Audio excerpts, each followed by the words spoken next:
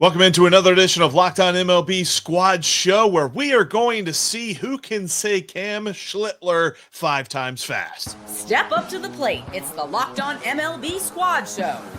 From the Dodgers to the Astros, the Mets to the Rangers, and everyone else in the league, with the experts of the Locked On Podcast Network bringing you the most comprehensive breakdown of all the action around the horn. We're coming in spikes up. No hurt feelings allowed, so squad up. This is the wild card edition of the MLB Squad Show. My name is Jeff Carr, one half of Locked On Reds and the channel manager for Locked On MLB. Joining us, Justin Latta, one half Locked On Guardians, and Sully from Locked On MLB. We are going to break down everything going on in this wild card round and who advanced. And, of course, Justin and myself are a little bit sad because neither of our teams did. But we'll jump into all of that. We'll jump into who we think is going to win from the divisional round. There's a couple of interesting favorites over on FanDuel that we'll break down here in a little bit. And a little bit later on, we might be discussing just how important it is for your team to win a World Series and if that makes you feel fulfilled or not. That's all coming up on today's Locked On MLB Squad Show that is brought to you by FanDuel. Download the FanDuel app right now, and new users can win $300 in bonus bets with their first winning $5 wager. Download FanDuel today. All right, guys, that's where we're going to start is with this wild card round because we are officially done. We know the 4 teams that are advancing. They are the Dodgers and the Tigers and the Cubs and the Yankees, and they're moving on. And we've got some fun matchups coming up in this divisional round, but is Cam Schlittler the guy that we have the biggest feelings on in this wild card round? Well, it was amazing that, Boone, who got raked over the coals, and I think rightly so, for removing Max Fried too early in game 1, while Cora let why am I just Crochet? Yeah, I'm just depressed because the Reds. I'm a native New Englander, and I'm just like, I literally almost said Chris Sale. Garrett Crochet let Garrett Crochet pitch until he needed relief. Boone's gotten a lot of grief, and the Yankees have gotten a lot of grief. But you have to give them credit. They won 2 games without just pounding home runs, which was the big criticism of them. And he learned the lesson about pulling Fried too early, and he did what I think should be the philosophy of how to handle starting pitchers in relief, which is you relieve the starting pitcher when they need relief. Not when you're saying, okay, we've gone through this, now we got this lane coming up, that lane coming up. When they need relief, relieve them. But if you say, oh, well, now there's 2 times through the order, which now means it's more likely that they'll be hit harder. Yes, but it's also more likely you'll wear out your bullpen if you're saying, well, it's the 3rd inning. It's of a 1-0 game. Better bring in the bullpen. The Guardians came into game 3 against the Tigers with that exact game plan. It wasn't like a rigid game plan, but that was their game plan. They were going to let Slade Ciccone go 1 time through the order, Joey Cantillo 1 time through the order, and no matter what happened, that was going to be the game plan. They were going to stick to that, and Slade Ciccone got into trouble in the 3rd inning, the last time he got through the 9th hitter, and they decided to pull him, and they let somebody else start the inning, but their bullpen was taxed from game 1 and 2. Yeah. And instead of saying, okay, Slade Ciccone's pitching okay, let's try to extend him a little bit, they still decided to pull him. And you end up seeing a couple of relievers that pitch 3 days in a row. And guess what? Those guys gave up runs. Your team lost. There is a penalty. I believe there is a penalty for starting pitchers going 3 times through. But it's the same penalty for relievers when a team sees him 2-3 times in a row in a postseason. That's a penalty too. And guess what? Relievers are throwing 100% every single time out there. They've got a smaller pitch mix than starters. They wear down much faster than starters do. So they get gassed and they've got familiarity. There's a tax there too. And I think at some point we are going to swing back the other side of the pendulum, and you're going to see some starters go a little bit longer. You had Crochet, you had Tarek Skubal, you had Cam Schlittler. I think I could say that without getting us in trouble here, but you're going to have those guys. Like, I agree. You want to take a guy out in the second inning if he's allowed 4 runs, because in the playoffs, especially in a wild card series, you got to stop the bleeding when your back's up against the wall. But like you said, Sully, relieve him when he needs relieved. If he's going fine, don't just say, well, second time through, he can't go. You cannot afford the bullpen tax as well as the third time through the order tax. There has to be a balance. Here's the thing that drives me crazy, because everyone's adhering to this philosophy, and it doesn't work. This is like making a sequel to Cats, the movie. It didn't work, and so let's do it again. Okay? But here's the other thing. It is real, and I'm not going to be one of these people. It's a bunch of people with calculators. However, it is looking at a spreadsheet and saying, okay, the numbers go down third time through the order. That's when you bring a reliever. They're not even considering what it does to the relief pitcher. You're automatically assuming that they're going to do the job when they hit this lane and that lane. What if they don't? And hey, what if part of the job of developing pitchers is, and I know this makes me an old-fashioned grump, but learning how to get through that third time through the order? Because every inning you squeeze out of them is an inning you don't need to bring your bullpen into. Maybe gutting out a performance. When people say, well, he pitched this, the advanced splits show that he actually didn't pitch well in those innings where he didn't let up any runs and that he actually got lucky. How about we reverse that and reverse engineer what we think about that? That shows that he's able to get outs and get out of innings without his best stuff. Well, and even and like, so you look. I'm just going to say one last thing. You saw today's game was San Diego versus Chicago, and they were in the bullpen super early. The final score was 3-1. Which pitcher got torched? It's true. Like, the other part of that equation that I don't think gets talked about enough when you go to the bullpen that early is that the more times you go to the bullpen, the more times you're spinning the wheel of variables. Like, you're adding new variables to the game and whether or not you're going to win or lose. And I found it intriguing that David Bednar comes in and he walks the first guy that he faces, where that's like and Carl Ravitch even said that Cam Schlittler didn't see a 3-ball count after the second inning. Like, at some point, a guy just gets into a groove, and you got to let him go through that groove and see exactly, to your point, like you mentioned, when he actually needs relieving. Not when the algorithm says so, but when your eyes and when the feeling, and that's where it comes into management. But it's got to be a combination. It's got to be a combination. Yeah. You got to watch the game. You do have to watch the game and see how things unfold. Like you said, Sully. I want to agree with you, but if a guy is giving up missiles all over the field and they happen to find gloves, you still have to take into account, all right, he's not fooling anybody. He's getting a little bit of luck. Just because the guys are not getting hits doesn't mean they're not hitting the ball hard. You can have guys warming up, but you have to actually watch. That's the combination to me. That's the combination. And that's what got Terry Francona in game 2. That's what got him in game 2. He left Zach Littell in too long. Zach Littell was getting murdered, and there were some good outs.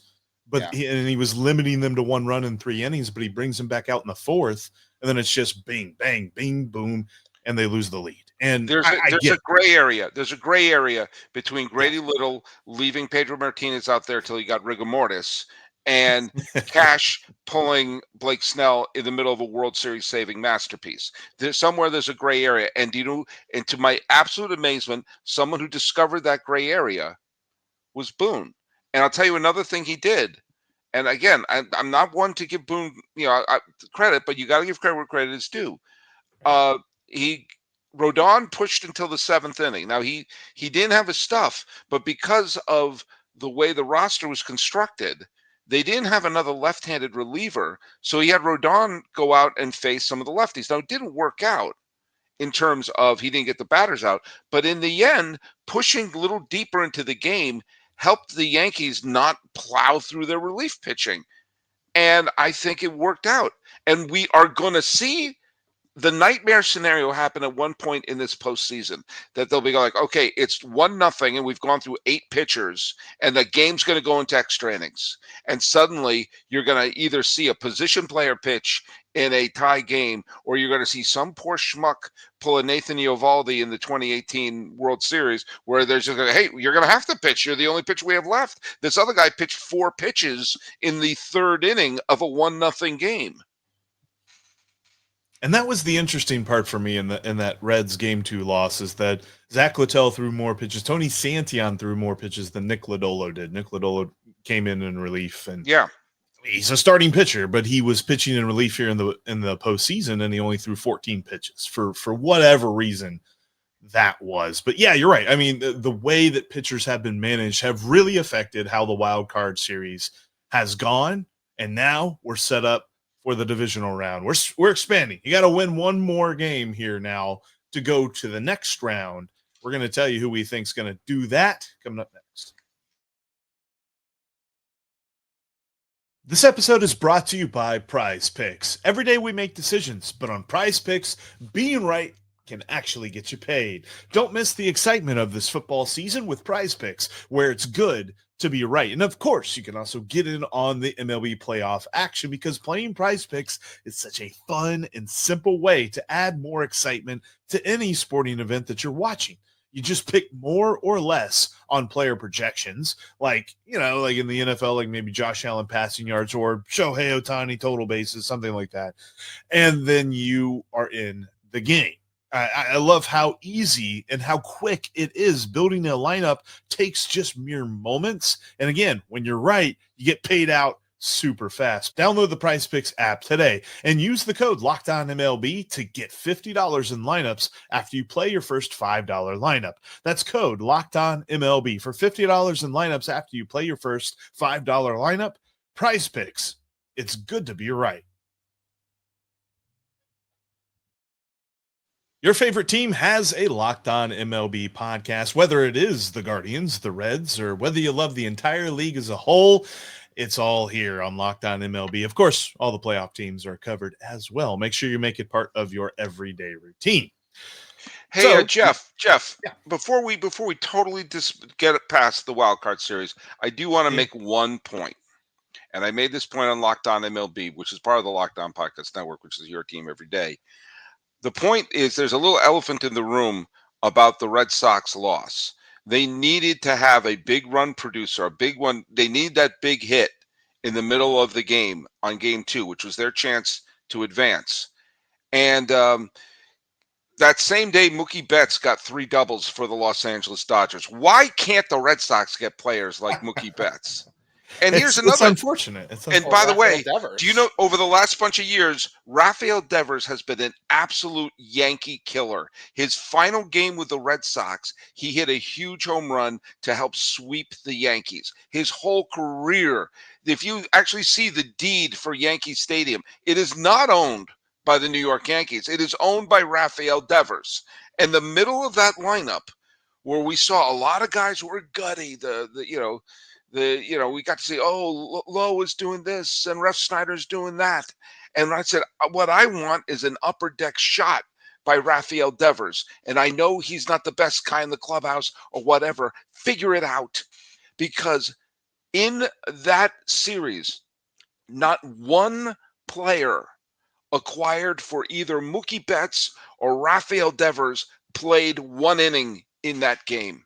They traded Betts and Devers and 0 players. Now, Harrison was on the roster, and he got in as many innings as I did. So nobody acquired for Mookie Betts or Rafael Devers played in the series, where they desperately needed a big thumper in the middle of the lineup. Yes, Story hit great. Yes, Bregman was capable of big hits, but they needed that big honking thumper. And I'm going to go out on a limb and say I would rather have a sourpuss Rafael Devers than Kyle Harrison reading Bazooka Joe comics in the bullpen. Well, and did Bregman already opt out? Like, is he already a free agent? Probably right after the game. Like Pete Alonso, when the season ended, he was like, I'm out, I'm done. If anybody wants to do any deeper research, by the way, on this bullpen thing, there's an article out there from Louis Paulus, who is a native Clevelander and also worked for the Phillies front office. And he wrote about this last year about teams running relievers into the ground and the penalty of that.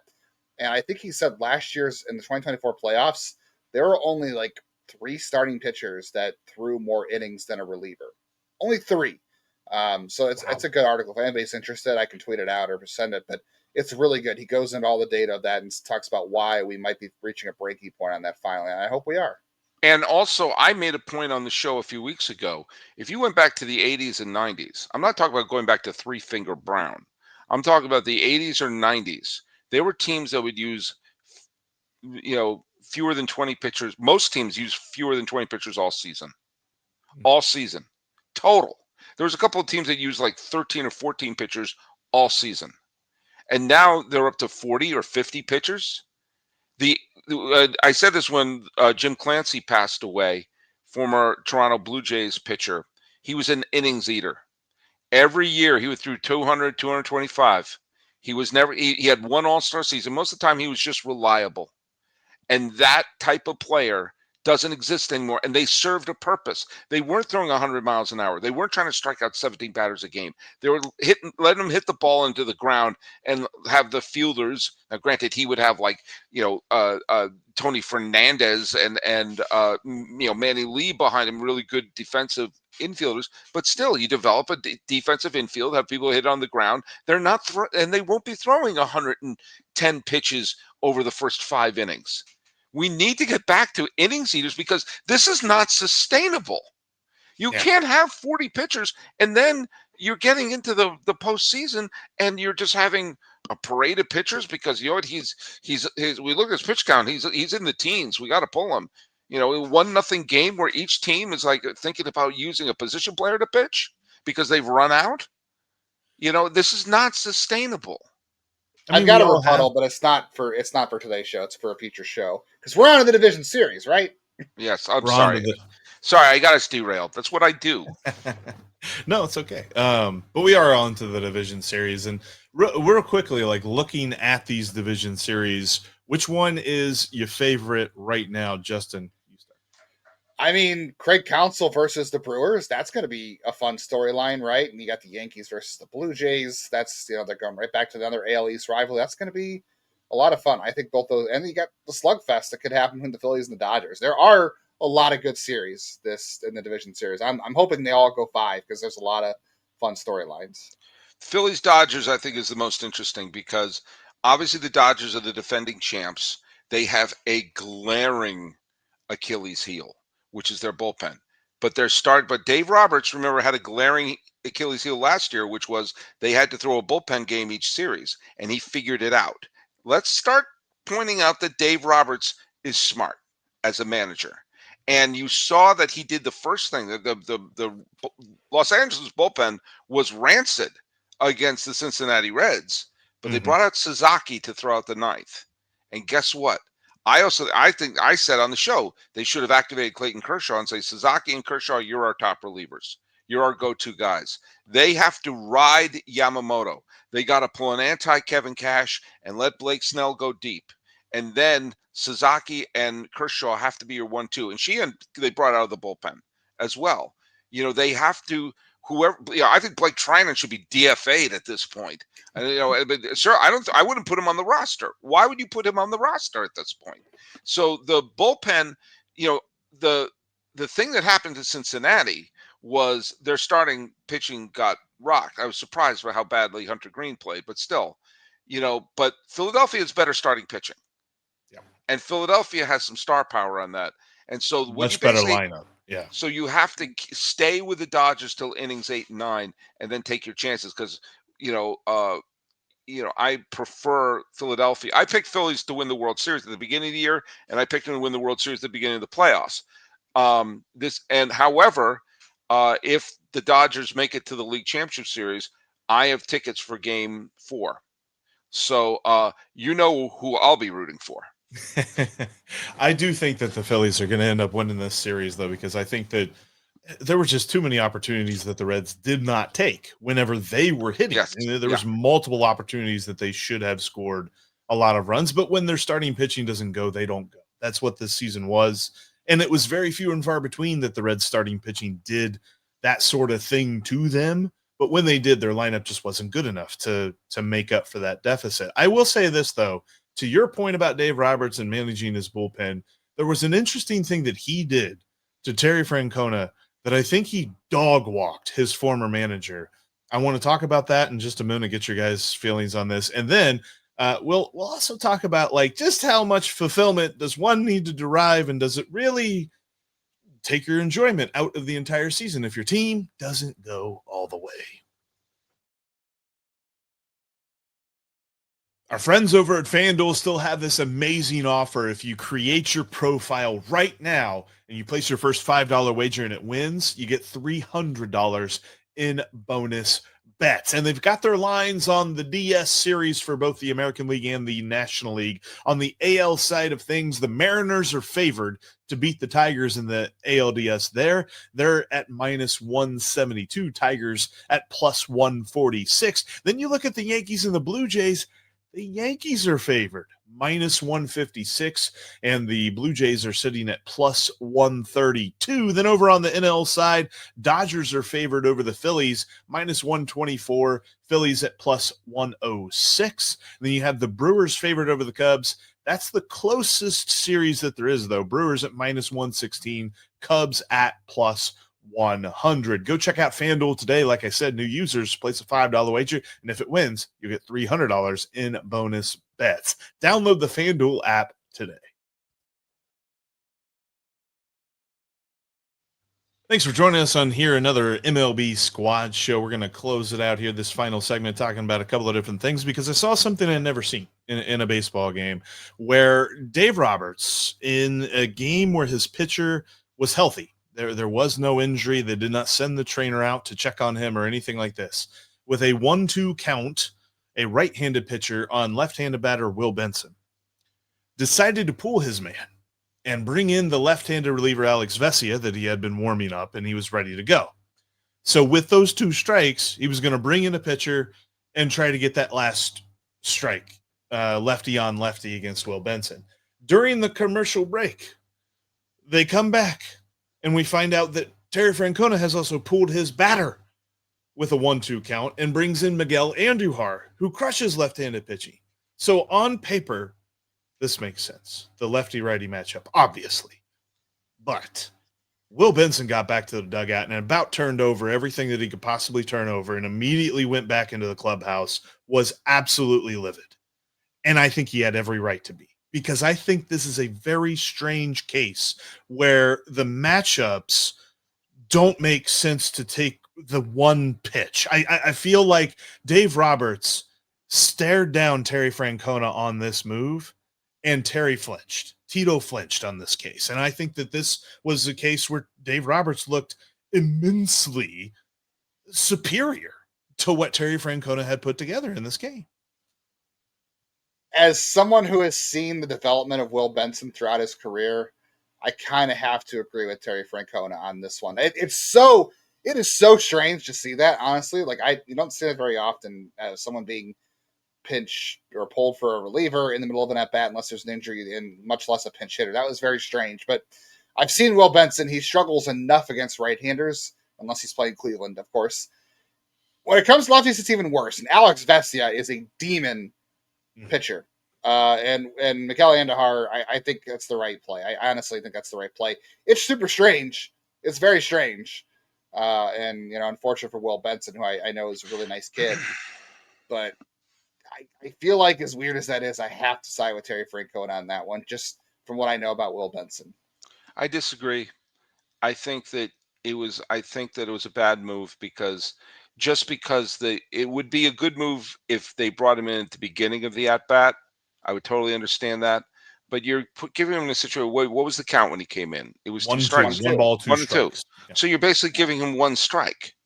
I mean, I don't care.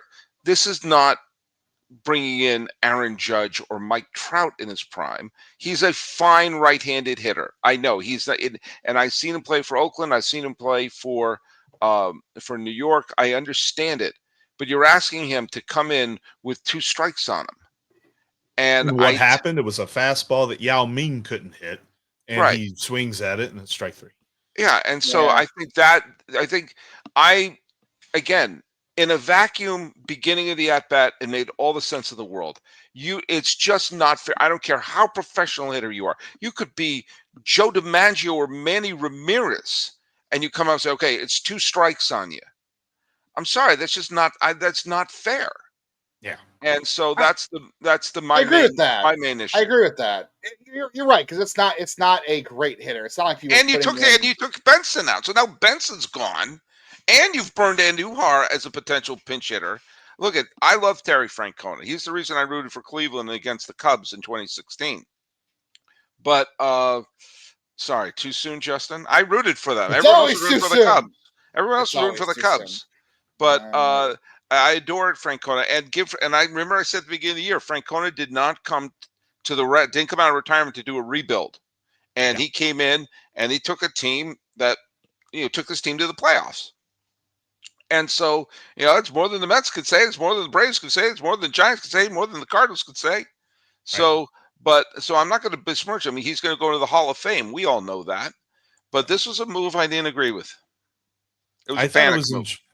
I thought it was intriguing, and Will Benson's reaction, I absolutely understood, and I kind of feel for him, because this entire season, it felt like he was sort of passed over a lot, and it wasn't just like lefty on lefty. They were making sure he did not face the unfavorable matchup. It was a lot of the time he would go through and he would get an at bat here, getting a bat there, getting a bat very inconsistently. And here he is in the playoffs with his moment, and albeit now it's an unfavorable moment with a lefty on the mound, but you can't give him one pitch. You can't let him finish that at bat, because then the statistical oddity happened where he got charged for the strikeout because he got more strikes on the at bat than Miguel Andujar did, which that's weird in and of itself. Alex Vesia didn't even get the strikeout. That strikeout went to I think it was Emmett Sheehan or Jack Dreyer. It was the guy that he relieved. It did not go to the pitcher, and it did not go to the hitter that finished that at bat. It was very odd, and I found it interesting. I had to get you guys' take on that. But also, before we end, it's actually a little bit of a spur of the moment topic that we were talking about beforehand, and Justin, you kind of got me wanting to talk about this, because I deal with this a lot in Cincinnati as well, and that is the feeling that if your team does not win the World Series, you wasted your year watching that team. And I don't agree with that at all. And I know that you've kind of had these conversations as well, and I side with you 100%. Like that just cannot be the way that you approach your team. No, because, and this is why I think Sully's statistic is one of the best. The summer score is one of the best. Unless you are a fan of the Tom Brady Patriots, which I'm guessing Sully was. Nope, couldn't care less about them. Couldn't care less. Well, if you were a fan of them, that you get to win every year. You feel great back in that era. But if you weren't, you're going to be pissed off pretty much every year. You're going to say, I just wasted 6 months of my year. I don't understand how you could care for 6 months of the year and watch a sport, especially a sport like baseball, that's every single night for the most part for 6 months. It's the longest of the year with most games.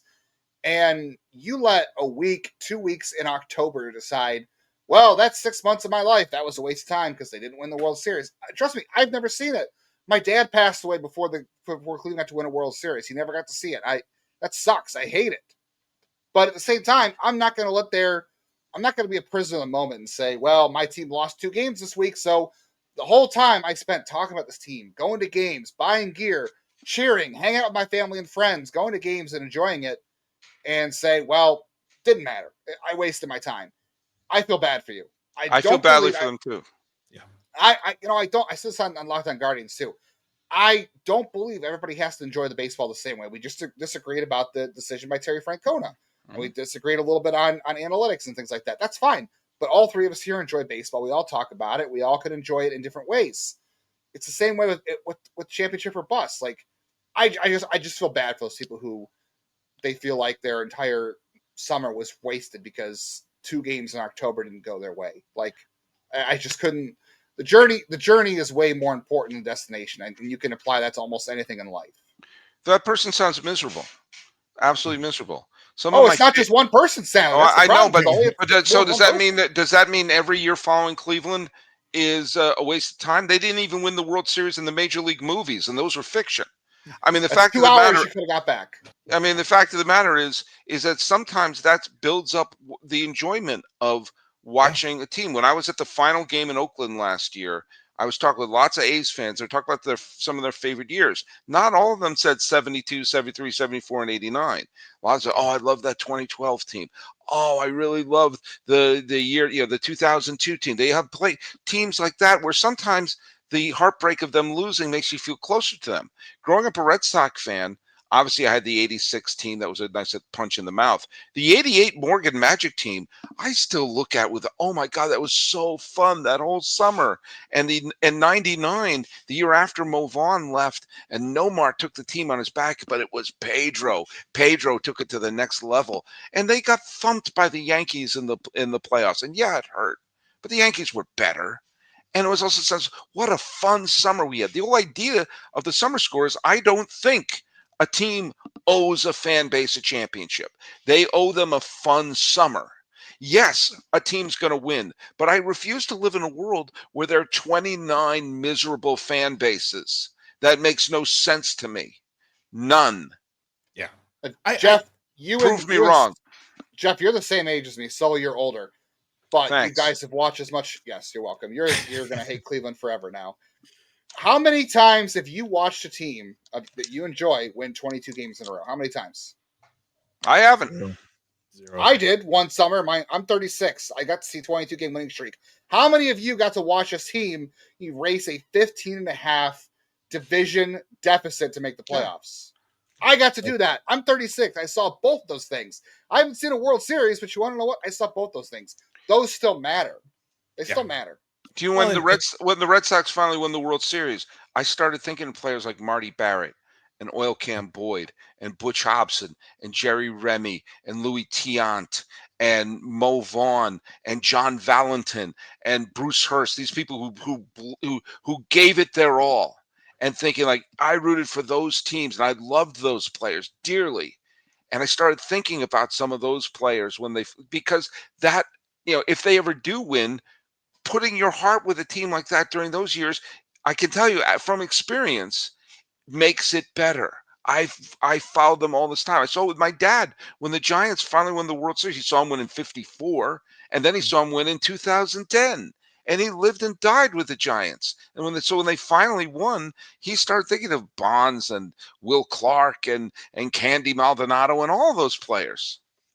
Yeah, I have always said, and I'm sure that there's plenty of fan bases that would say this almost is a loser mentality, and you can say what you want to say, but I love a team that has the absolute longest postseason drought in MLB history, right? Or I mean, the current MLB postseason drought. It's taken 30 years. It's going to be 31 years now since they won a postseason series.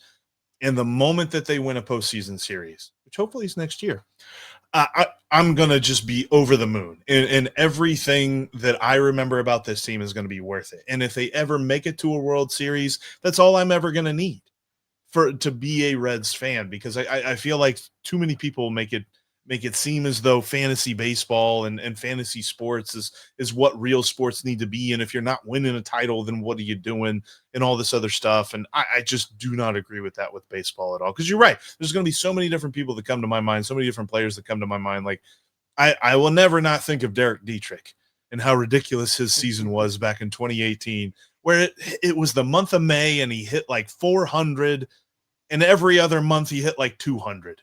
But he had that moment where he strapped on the whole like sprayer backpack thing to go get the bees behind home plate. And that is what I'm going to remember, among other things, when it comes to when my team finally gets a success, because we love our teams. And I don't think a 18 innings of pure torture at Dodger Stadium are going to make me love them any less. And that is where we will end today's squad show. Thank you so much for joining us on this squad show, and thank you guys for humoring me, at least on that conversation there. I appreciate, Justin, you bringing that up, because I don't think it's talked about enough. I think we get too into the weeds about analytics and wins and losses and things like that sometimes we forget that it's just fun, man. We're rooting for our favorite team playing our favorite game, and that's what this is about. And we're glad that you're here for this squad show. We'll be back with you all throughout the playoffs and as we jump into the off season, talking about the big stories in Major League Baseball. because we're part of the Locked On Podcast Network. We are your team, your baseball, every single day. No pain without joy, or no joy without pain. Yes. You almost hit that one.